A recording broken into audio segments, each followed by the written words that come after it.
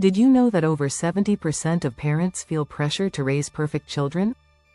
That's a shocking number. This pressure can lead to anxiety, stress, and even burnout. Studies show that children raised under this pressure are more likely to struggle with self-esteem issues and anxiety later in life. But here's the real kicker: perfection in parenting doesn't exist. In this video, we will explore why striving for a perfect child is not only unrealistic but also harmful. We'll unpack the myth of perfection and reveal the hidden costs of parenting anxiety. You'll discover how embracing flaws can actually help your child grow into a resilient and happy adult. Get ready to learn about the dangers of comparison and the power of being a good enough parent. We'll share practical strategies to help you shift your focus from perfection to connection. By the end, you'll see that raising a happy, healthy child is about embracing their unique journey, not chasing an impossible ideal. Let's dive in. Chapter 1. The Myth of Perfection. Unpacking unrealistic expectations. Every parent dreams of raising a perfect child. But here's the truth: perfection doesn't exist. It's not just an opinion, there's research to back it up. Studies show that children raised under the pressure to be perfect often develop anxiety and low self-esteem. According to Dr. Brené Brown, author of The Gifts of Imperfection, perfectionism is a self-destructive belief system that harms both kids and parents. Perfectionism also stifles creativity and problem-solving. Children raised with the expectation of perfection may be less willing to take risks or try new things. In fact, Stanford psychologist Carol Dweck's research on the growth mindset shows that kids who are praised for effort, not results, are more likely to persevere and embrace challenges. So why do we keep chasing this impossible goal? A lot of it has to do with societal pressure. Social media makes it worse, with Instagram perfect families setting a standard that's far from reality. But kids are messy, unpredictable, and imperfect, and that's exactly how they're supposed to be.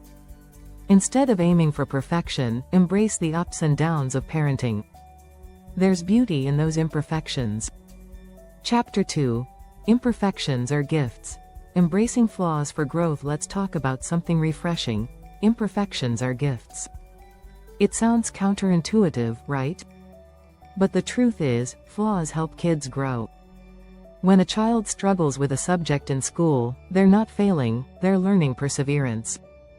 According to research from the American Psychological Association, kids who face challenges early on are more likely to develop resilience later in life. For example, a study from 2014 found that children who made mistakes while learning were more likely to succeed because they developed grit. If your child throws tantrums or makes mistakes, don't panic. These moments are golden opportunities to teach emotional regulation and problem-solving. A study published in Child Development also shows that children who learn to handle frustration and disappointment develop better emotional intelligence as they grow older. So instead of trying to fix every flaw, let your child experience the bumps in the road. When they spill milk, let them clean it up. If they struggle with math, let them figure it out with a little guidance. These small experiences build character. Remember, it's not the flaw itself that matters, but how a child learns to manage it. This sets the foundation for resilience. Chapter 3. Perfect Parent, Perfect Pressure. The role of parenting anxiety. Here's something every parent should know. The pressure to raise a perfect child often starts with the pressure to be a perfect parent. And that pressure is a trap. Research from the Journal of Marriage and Family found that parents who chase perfection often feel more anxious, stressed, and dissatisfied. This, in turn, affects how they interact with their kids. Think about it. When parents are anxious, they tend to micromanage. They hover, trying to control every detail. But this can backfire. According to Julie Lythcott-Haims, author of How to Raise an Adult, overparenting leads to less independent, less confident kids. Kids need space to explore and make mistakes, or they won't learn how to manage on their own. So, what's the solution? Start by giving yourself permission to be a good enough parent. The concept of being good enough was first introduced by pediatrician Donald Winnicott, and it's as relevant now as ever. Being present, emotionally supportive, and willing to admit your own mistakes is much more valuable than being perfect. It's okay to model imperfection because it shows your kids that being human is enough. Next time you're feeling the pressure, remember this: a perfect parent doesn't exist. What does exist is a parent who loves, supports, and guides their child through the imperfections of life. And that's more than enough. If you're enjoying this content, make sure to subscribe for more insights into effective parenting strategies. Chapter 4. The Comparison Trap. Escaping the Parenting Olympics. It's easy to fall into the comparison trap as a parent. You see other kids excelling in school, sports, or music, and suddenly, you feel the need to measure your child against them. But here's the thing: comparison is the thief of joy. In fact, studies show that children who are constantly compared to others often develop feelings of inadequacy. They start believing they're never good enough. According to Dr. Shefali Sabari, author of The Conscious Parent, comparison is one of the most damaging things you can do as a parent. It teaches children to derive their self-worth from external validation rather than from within. Each child is unique. Their talents, challenges, and pace of development are theirs alone. And that's okay. Just because another child can read at 4 doesn't mean your child is behind. A study by the University of Michigan found that kids who were given space to pursue their own interests, without constant comparison, were more confident and creative. When parents let go of the parenting Olympics, they allow their child to thrive in their own way. So, how do you escape the comparison trap? Start by celebrating your child's individuality. Instead of focusing on what they haven't achieved, focus on what they're passionate about. Maybe your child loves building things with blocks, or they're obsessed with dinosaurs. Nurture that. Another great strategy is to limit your exposure to social media, which can make other families look like they have it all together.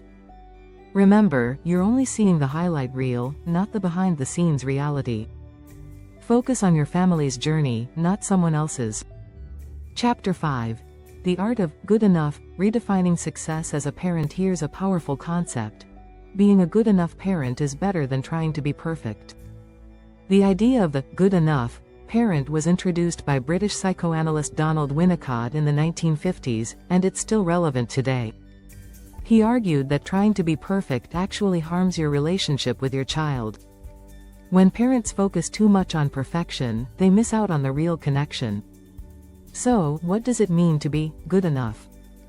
It means being present and emotionally available, not flawless. A study by Harvard's Center on the Developing Child shows that the most important factor in a child's development is a stable, loving relationship with a caregiver, not a perfect environment. Children don't need perfection, they need to feel seen and supported. One key strategy to embrace this is practicing self-compassion. Dr. Kristin Neff, a leading researcher on self-compassion, explains that when parents are kind to themselves, they model this behavior for their kids. This teaches children that it's okay to make mistakes, which is essential for their emotional growth. So, let go of the pressure to do everything right. If you miss a school event or forget to pack a perfect lunch, it's not the end of the world. What matters is how you show up emotionally. A study published in the Journal of Family Psychology found that children with emotionally attuned parents were more resilient and secure in their relationships. So, redefine success. Being good enough is more than enough. Chapter 6. Building Resilient, Happy Kids. The real goal of parenting. Here's the ultimate goal of parenting: raising resilient, happy kids, not perfect ones. Resilience is the ability to bounce back from adversity, and it's one of the most important traits a child can develop. According to the American Psychological Association, children who are resilient tend to handle stress better, adapt to change, and have healthier relationships. So, how do you build resilience? One key strategy is allowing your child to experience failure. Psychologist Angela Duckworth, author of Grit, explains that failure teaches kids perseverance. If parents swoop in to solve every problem, kids never learn how to pick themselves back up. Encourage your child to take on challenges, whether it's trying a new sport or tackling a tough school project, and let them stumble a bit.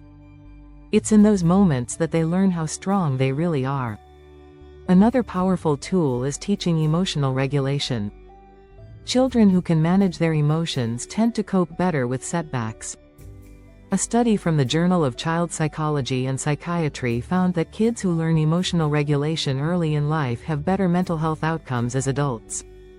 You can model this by naming emotions and showing how to deal with them. For example, if your child is frustrated, say, "I see you're feeling upset. Let's take a deep breath and figure out what's going on." Finally, focus on building a growth mindset.